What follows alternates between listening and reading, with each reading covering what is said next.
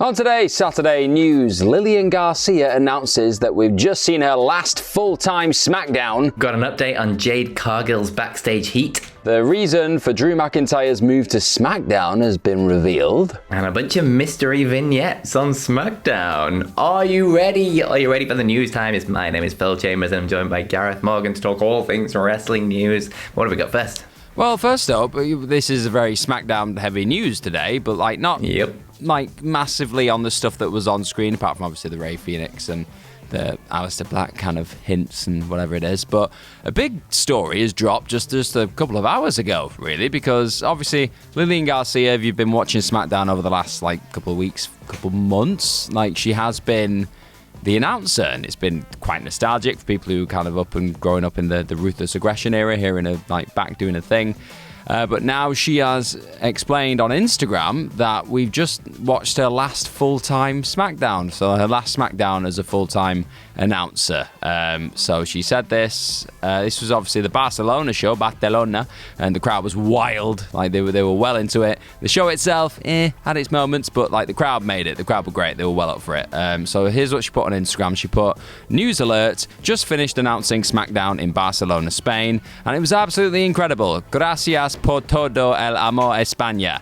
Yep, you can criticize that terrible accent there and pronunciation. It is all good. But now I have some news that this was my last show as the full-time SmackDown announcer. A new era is upon us, but I will still be with the company as I will be announcing for all WWE Saturday night's main event shows on NBC and Peacock, singing at certain special events, and currently working on other show ideas with WWE. Winky face. WWE is my home, so stay tuned as a new chapter begins. I invite all of you to continue this journey with me as we share it together. Bottom line, thank you and I love you dearly. She put loads of hashtags and she put a little video explaining this as well. So, yeah, it seems like she's done for now as full-time SmackDown, the voice of SmackDown, all that kind of stuff, but she's not going anywhere. She'll still be a part of WWE. I quite like this because it's almost like WWE, paying her back in a way for all the years of service. It's they've kept her a part of the family. Just have her there for the special events, just for something that feels a bit different, and it helps differentiate, I guess, Saturday night's main event from the likes of Raw, SmackDown, and all these other pay-per-views as well. If that's just her thing, she's the voice of that. So I quite like that, and I just like Lillian Garcia. So yeah, I hope she's just having all the fun. Yeah, exactly. I think they just desperately needed someone when Samantha Irvin stepped down, obviously, and then it was just nice to sort of see and hear Lillian Garcia back on WWE TV. Had a nice little run on the main roster, but it's you never expected this to be a long run or anything. You'd assume they were going to find a sort of more longer term replacement at some point, but it's nice that they're just not going, well, thanks, see you later, off you go, and then she's sticking around to do other things, whether what that is, whether it's training up the sort of next people, the next in line of announcers, or obviously doing stuff on main event, and what the sort of new show ideas is. I've got no idea, but I'm gonna watch this space and wait and see. But yeah, I mean, Lillian Garcia was the announcing voice of me getting into wrestling and things, so she's got a long ass and storied history with WWE. So it's nice that she's had a moment getting her time. Yeah, we like that. Good stuff. But moving over to Shayna Baszler and Jade Cargill and that whole situation, I guess. So we've got a sort of update on all of this from Dave Meltzer of the Wrestling Observer newsletter, basically saying that the whole backstage confrontation between the two of them, this is how Meltzer says it goes down anyway. So apparently Cargill was approached by Baszler backstage after bit of a dodgy match in Scotland, actually, in a tag match. And Cargill told Baszler that she needs to learn how to work and was pointing at a bruise on her arm.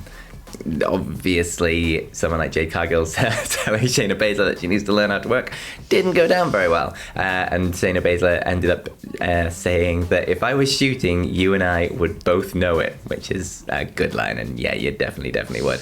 Now, this was described as not a one-person deal. It was both of them going for it. It wasn't just Cargill having to go at Baszler or anything like that. And that Shayna Baszler having this talk probably didn't help either. But basically, it boiled down to Cargill getting in Shayna Shayna's face, and Shayna wasn't backing down. But then it was broken up before anything actually sort of note happened. And then after that, it was like dealt with management, and nothing else of note happened later as well. So this was after other frustrations about Cargill when she asked for the 2024 holiday tour off, but she apparently did not realize that WWE see it as one of their biggest tours of the year. She was kind of more in the AEW mindset of you work TV and the house show, don't really do any house show kind of thing. So she didn't realize how big a deal the holiday tour was. So that was kind of an accident on her part. But then she got injured and had to take the tour off anyway, which led to some people behind the scenes apparently believing that she didn't. She was lying about the injury or whatever because she wanted the time off. Everyone has come to realize that is false. She is legitimately injured, so that is fine. That is all done and dealt with now. And also, any rumors about sort of people having issues with her push aren't really true, because everybody realized she was gonna get a massive push, because all you have to do is look at her. I mean, and it's really goddamn obvious. And then plus her running AEW and things like that, people knew that she was gonna get pushed, probably beyond her experience level, let's say, at least. So just a little bit of an update on the sort of situations around this. We'll also say that people on Jade Cargill's side have said that that isn't how it went down. This is just sort of what Meltzer's hearing from some people. So again, with all of these things, the truth's going to be somewhere in the middle of it all, and you're always going to get slightly biased responses depending on who you ask. But yeah, there you go. That's the kind of gist of the Jade Cargill situation. But hopefully that was a while ago and it's passed and everybody's moved on. Yeah, I mean, for me, these things are always going to happen at some point with obviously emotions flying high. It's a very physical thing that they're doing. You're going to get the odd, accidental hit or whatever it is and get a bruise, or if that very physical thing mixed in with a very egotistical thing. Yeah. So we're going to get that. We're going to get those ego clashes. We're going to get a bit of squabbling backstage and all the, a bit of altercation. You just are. You're just going to get, if you didn't get that and people weren't competitive and really pushing for it and all that kind of stuff, I don't know. I don't know whether you're in the right business in a way. Obviously, I don't really condone violence backstage and all the rest of it. But it is. It's a physical thing. So there are going to be those tempers just boiling over and all the rest of it. It's just going to happen. I hope, like you said, that's it. It's done now. Everyone moves on. Everyone just tries and makes some money out of it. I don't know. Down the road, maybe do a program with them both and just try and turn it into something that people want to watch if they are on speaking terms now and can work together again. You hope so, that kind of stuff. All of this was November last year, I think. So it was a while ago. Yeah, exactly. So yeah, fingers crossed that everything's fine now, because I like them both. They're both great. So big things are coming both of their ways. Speaking of big things potentially coming someone's way, and there you go, a little segue. We've had a weird little bomb just dropped into the middle of just a typical Dave Meltzer, not necessarily a rant, but just a spiel where he just does his word vomit in the Observer. Word soup, yes, that's exactly it. So in the latest Observer, again, Meltzer was just having a chat about how WrestleMania's shaping up, really. So he said nothing else has been announced, but all signs also continue to point to Rhea Ripley being added to the Io Sky Bianca Belair thing. So it's clearly right now that Ripley, he says, which has to happen given that Ripley is clearly right now the biggest star of the women. Star of the women, Rhea Ripley. She is a star of the women. Star of the women. So yeah, there's that. And he said Kevin Owens versus Randy Orton. Obviously, it looks like it's going to happen. Damian Priest versus Drew McIntyre. And then after this, he puts in brackets, McIntyre was moved to SmackDown originally for a title match series with Rhodes. But if Rhodes loses, that falls apart, as I don't see them doing Cena versus McIntyre. And then he proceeds to talk about Naomi versus Jade Cargill, saying that was rumoured. So they're all the matches that are rumoured, the Kevin Owens, Damian Priest, McIntyre, Naomi, Cargill. And they seem likely coming out of the Elimination Chamber thing and all the rest of it. So yeah, I love that he's just kind of just talking nonsense and just doing the typical, not necessarily nonsense, but just doing his Dave Meltzer thing. And then he's just oh yeah, a little thing in the middle of there. McIntyre's brought to SmackDown for a Cody Rhodes series of matches that might not happen now because of John Cena. It's what? It's okay, cool. I mean, I'd still like to see the Cena McIntyre thing, to be honest, after the way that's been sold, even on SmackDown when he was talking about his thing with Priest right now. It's it does seem like McIntyre has got got it out for Cena, just being this kind of part-time presence who's just come back and taken everything that he wanted and he worked for. So I could see that happening as well, personally. Like, I disagree with Meltzer there, but it's interesting just to note that McIntyre seems to have been brought over to SmackDown for Cody. There was that promo, I think, wasn't it, when McIntyre originally came to SmackDown like a week or two maybe after, and him and Cody did kind of go back and forth, and I was like, ooh, I want to see that. So if that was at least the plan, you could see them planting that seed for it there. But again, with these things, there's a lot of moving parts. Like, a lot of things can change very quickly, and again, we're just gonna have to wait and see, aren't we? Yeah, absolutely. Like, I don't see them doing heel versus heel with Drew and Cena, and I also don't see them turning Drew face anytime soon because he's really good as a heel.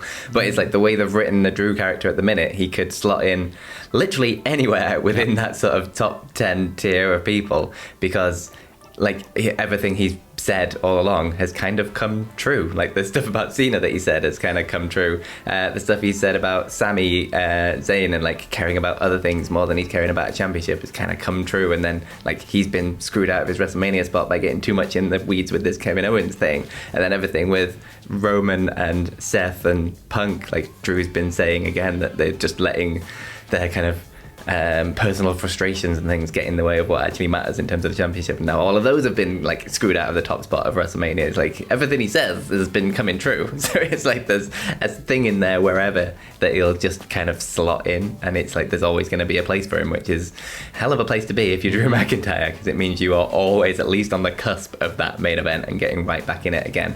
But we know he's gonna, there was the reports like a few months ago or whatever that the direction of him and Damian Priest wasn't where he wanted to be, which I guess is fair enough. If you want to be at the top of the card, you don't want to be sort of in a mid-card match or anything like that. But there's only very, very limited spaces at the very, very top. So you've just got to take your turn and wait for the next opportunity to grab it. And whether that's a Cody run, like they could still do a run with Cody, even if it's not for the belt. If he loses at Mania, you never know. But we'll have to wait and see. But yeah, it's like I think he'll be fine. Drew McIntyre's in a place where he will slot in absolutely anywhere, and it'll be at least somewhere towards the top of the card. And yeah, I think he'll be all right. But the Cena heel turn, again, just throwing that gigantic spanner in the works of everything. That's what he does, man. That's what he does. Mr. Heel Cena just wrecking everything. Speaking of wrecking everything, it's not really. We're going on a tour. Next week on Friday, we will be in Manchester. Gareth Morgan will be there. If you want to come see him, get your tickets. Then the day after on Saturday, we're going to Belfast. And then on Monday, right before Raw, we will be in Glasgow. So get your tickets, whatculture.com/tickets. None of the shows clash with the WWE events that are going on the same day. So you can come, you can watch us do our shtick.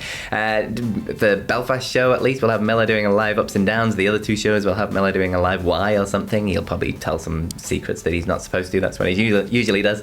There'll be live podcasts, a big ass Q&A, and all tickets, and get a meet and greet. So whatculture.com/tickets. Get yours today. And not only that, you can go to an after party with Mark Henry doing a DJ set and Joe Hendry doing a live concert thing with Sweet Chin Disco. All the tickets are on dice.fm, but if you go to linktree.com/Sweet Chin Disco, links are all in the description and the comments, by the way. You can get your tickets for that as well, and they are doing a big ass tour all around the UK with Wilborn as their guest announcer. And then we're going to Vegas. whatculture.com/tickets. Like I say, we're doing a big SmackDown watch party, and then there's going to be a live ups and downs straight after SmackDown, a live WrestleMania preview podcast, and just a big old evening, night-long hangout in Vegas in the Luxor and HyperX Arena. So that is hugely exciting. So make sure you get your tickets to everything, whatculture.com/tickets.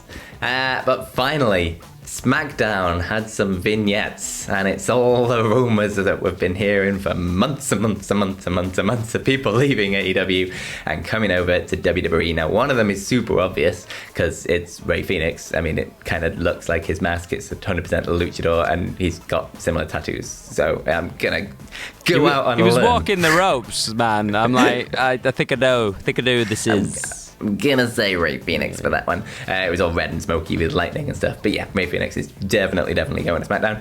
And the other one was a little bit more cryptic, but you're gonna assume who it is. It was kind of black and it was all smoky, and then a number 4 just appeared. What the 4 means, whether it's 4 weeks or 4 months or 4 days or 4 years. I don't know, people in a group. Who knows? My lucky number 4, so it's me. There you go. It's me. Turning up. But it's most likely going to be Malachi Black, let's face it. So it is happening. We're getting Rey Fenix and Malachi Black on SmackDown, it seems.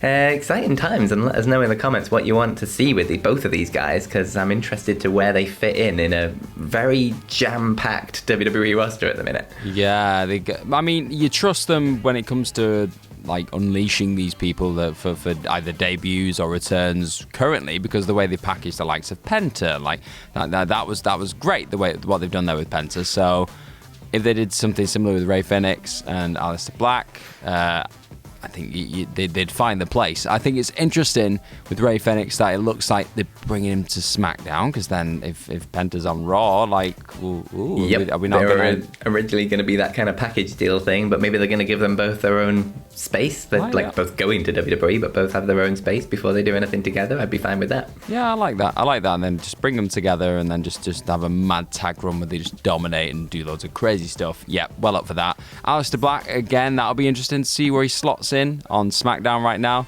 Whether it is in the mid card, whether he goes straight for the top, you don't know. It could be something for if Cody retains potentially at WrestleMania. It could just be like some little summer thing there. You never know. You don't know how hot they're going to be on Aleister Black or not. So I think that Triple H did like him in NXT, so I won't put it past him if he wants to kind of like push. It was one of his boys. One of his boys. That's 4 weeks is the 11th of April, so it's not like the SmackDown before WrestleMania, but it's still a really odd place to be debuting, in terms of like the run up to WrestleMania. But I don't know. Who knows?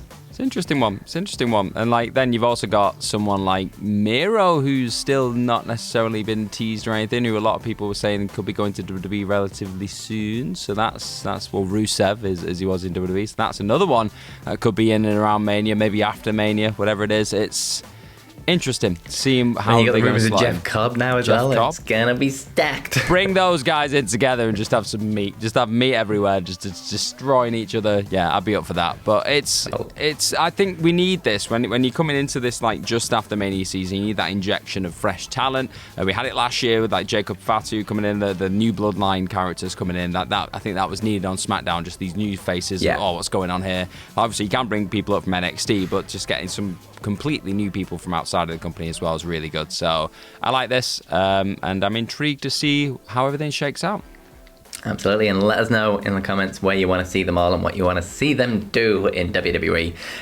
But yeah, that's it. Go follow us on the old social medias. You can follow me at Phil My Chambers, and you can follow this guy over here at GMorgan04 on X, Twitter X, whatever it is, on Instagram at Gareth Morgram, and then within that, if you're into personal training stuff and just fitness in general, I've got at fitness.focus.gm there as well. Boom. WhatCulture.com/tickets to get your tickets to our live show. And most importantly, though, have yourselves a bloody good day.